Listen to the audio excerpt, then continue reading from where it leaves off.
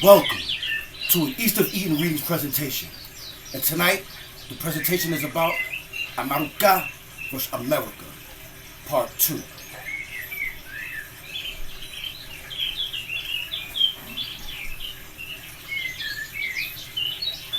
I'm going to begin by a definition of a word. The word is aboriginal, an adjective. Inhabiting or existing in a land from the earlier or from before the arrival of colonists. Indigenous.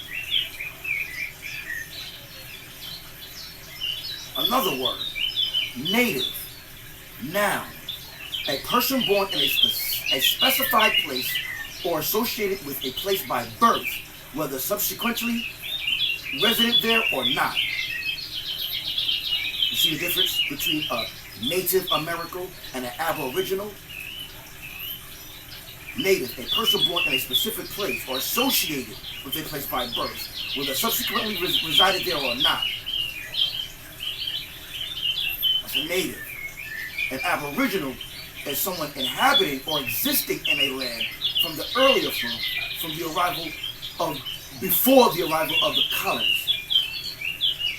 Meaning that is your land, that is your spot, that is your place. You didn't come from someplace else. You were already here. That's what the word aboriginal means. All right, let us begin. Escamacu. Escamacu are the indigenous aboriginal inhabitants of Saint Helena Island, South Carolina. When the Nina, Pinta, and Santa Maria harbored here in this land that was called by us AMARU-KHA. AMARU-KHA. The dark-skinned Americans were already here. One of the biggest misconceptions is that the so-called African American was forced over here from Africa on slave ships. This political propaganda was intricately manufactured by Melville J. Hereskovitz, a Jewish immigrant and anthropologist in the early 1900s. Hereskovitz, along with others like W.D.E. Du Bois, yes, him, W.E.D. Bois, funded by wealthy Jews and government agencies, spread this propaganda primarily through the education system. And that is why he is one of the prominent black men that's in the history books. W.E.D. Du Bois. You know? That is why he is there and not, what's that guy? Nat Turner is not in there. You see the difference? Nat Turner started an insurrection on a plantation. So his name doesn't get to be in the book. In fact, they made shoes out of his skin. But that's another story in itself. But this W.E.D. Bois, they put it all over our history books so we can read. Because he assisted in rewriting the narrative for the Caucasoid, how the Caucasoid sees fit. He assisted in that. Okay. Hereskovitz, along with others like W.E. Du Bois, funded by wealthy Jews and government agencies, spread this propaganda primarily through the education system.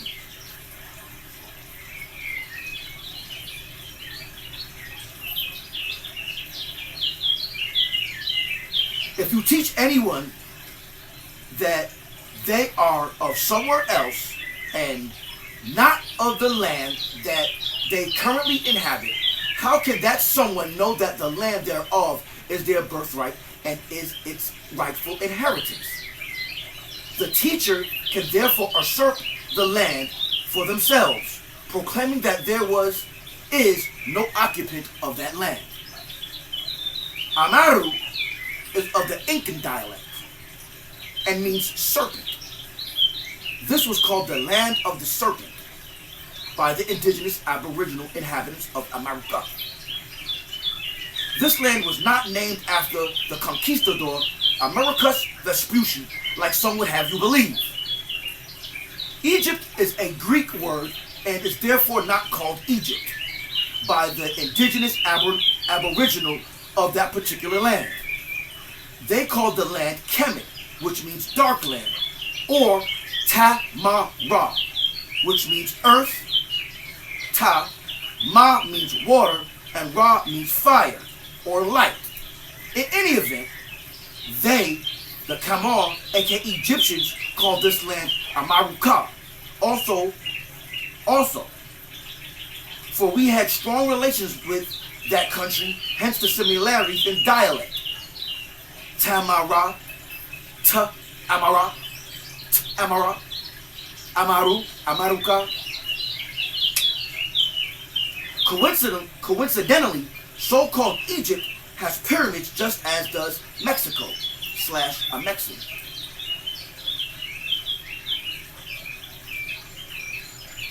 Escamacu, the original name of Saint Helena Island, South Carolina, before it was called Frogmore, by the Fripps of Scotland.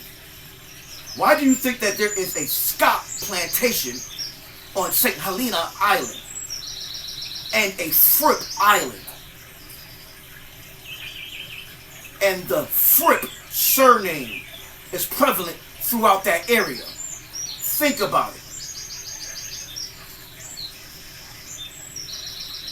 Scotland, Scott.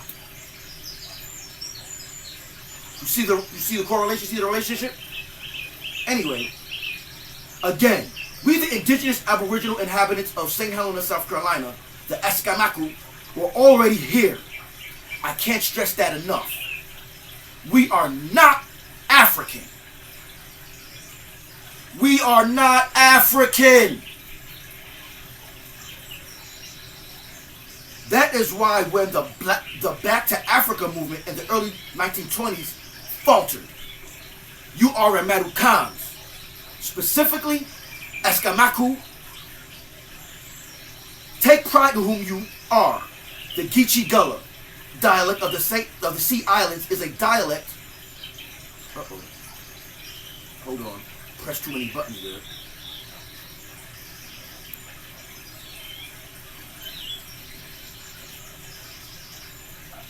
There we go. You are Americans.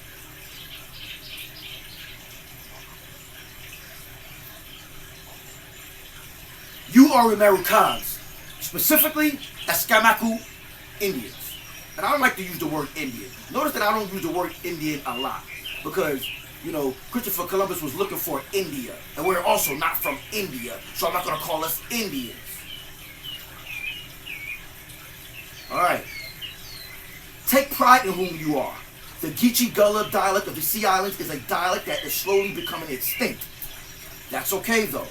It derived out of an amalgamation of AMARU-KHA and English dialects. This is your land by inheritance and birthright. That they have the audacity to make you pay a tax on it. They force you to abide by their statutes and policies. You must pay your traffic ticket, child support, etc.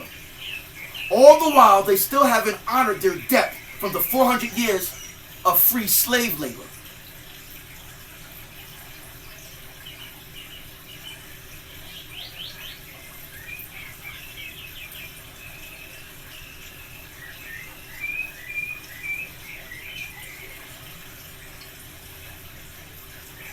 Read that again. This is your land. By inheritance and birthright, that they have the audacity to make you pay a tax on it. They force you to abide by their statutes and policies. You must pay your traffic tickets, your child support, etc. All the while, they still haven't honored their debt from the 400 years of free labor that they accrued while they were on a worldwide domination campaign that was the catalyst for all their current successful industries and corporations that are thriving till this very day. I have an urge to petition the United Nations and bring the USA Corporation up on multiple charges. They are always speaking upon bringing things to justice. Well, what about you? They are the biggest criminals in this world. The hypocrites. They take. They put you in the mind of cancer cells, destroying a body. They are the cancer of the earth. They are the cancer of Ki. This place was called Ki also by the AMARU-KHAs and the Kamar from Egypt. Tamare. This place was called Ki by the Sumerians. Not none of that Germanic English dialectal words.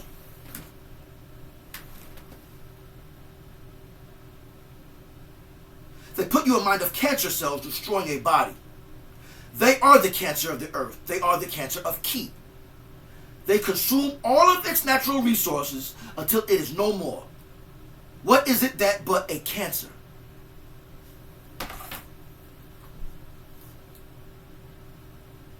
My people. My beautiful, beloved people. I always wondered why, when I go to places like Atlanta and interact with Africans from Nigeria or Africa, you can see like they have some sort of superiority complex when they're dealing with the so-called African American. Or they don't treat us as equals. And you would think, well, damn, we're black, we're from Africa. And now I understand why they treat us as such.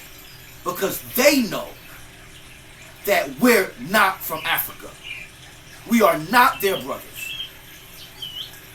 Well, let's say we're not their close kin, because we all, even the Caucasoid, come from one origin. But we're not their close kin as the history books will lead us to believe.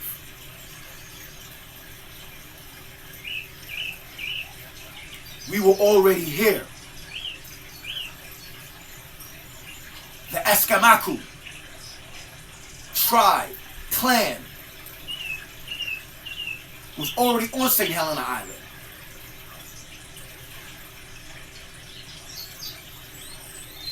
Another thing that caught my goat. We must have been giving them hell in this region, the Sea Islands, because they left a garrison here, a United States Marine Corps base. And usually when a nation, an empire, leaves garrisons, is because the inhabitants of that land was giving them some sort of trouble. So it's by no coincidence that we have a base here.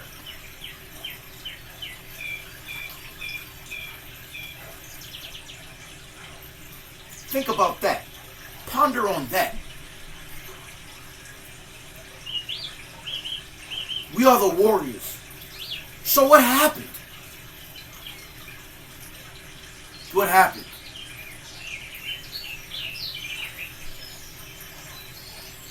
Smallpox in the blankets that we didn't have the immune system to fight off, because we didn't have that kind of foolishness over here.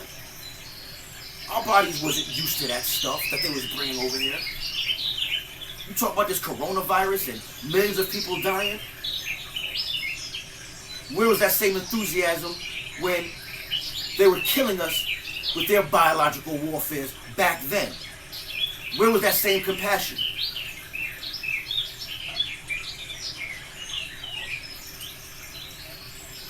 No one is going to give a damn until you give a damn about yourself and your own. Again, no one is going to give a damn until you give a damn.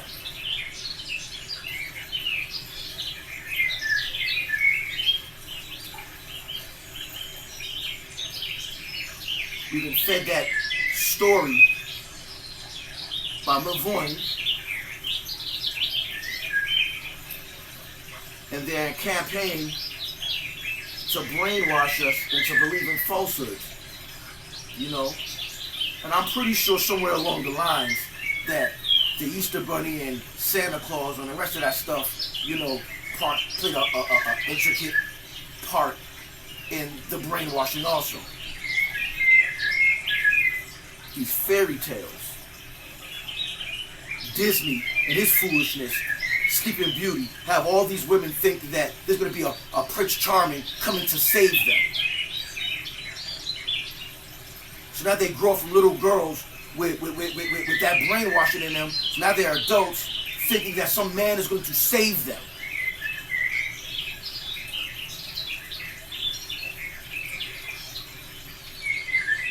Giving them a fantasy complex.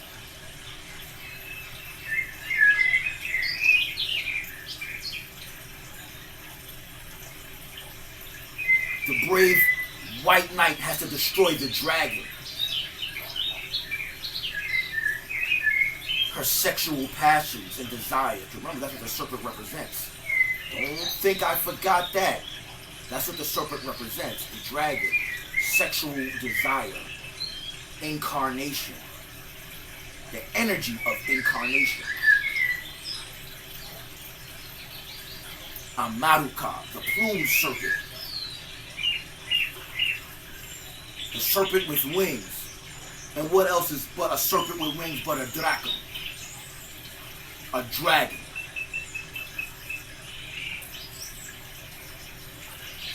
Again, it's somewhere in Mexico, on the side of the pyramid, at a certain equinox or solstice, you can see the shadow of, when the sun hits it a certain way, you can see the shadow of the serpent ascending and descending up the side of the pyramid.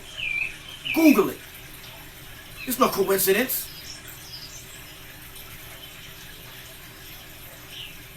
And they teach you that the serpent is the most craftiest beast in the field, and to fear it. That if I put a serpent around y'all, most of y'all will freak out and have fucking heart attacks. You fear what you don't understand. But that is our emblem. That is your emblem. Why do you think Orpheus, the Serpentarius, was taken out of the constellations, the zodiac? There was 12 disciples. Jesus, Yasu, made 13. The tribe of Dan. Dan, E-L. Daniel. El, short for Elohim. The singular form of Elohim, because Elohim is plural. Dan. Why do you think all of that was omitted? All of these tricks and games, mind games that they played in so many different parts of genres, they have infiltrated us. That it seems that there's nowhere out. But what I tell you is this: I have focus to slice through the muddled thinking like a laser beam. To slice through their propaganda, their political propaganda, like a laser beam, and get direct to the point. And regurgitate it to you in a simpler form that you may understand. I am the Reverend Rock of East of Eden Readings. Peace. And I'm out.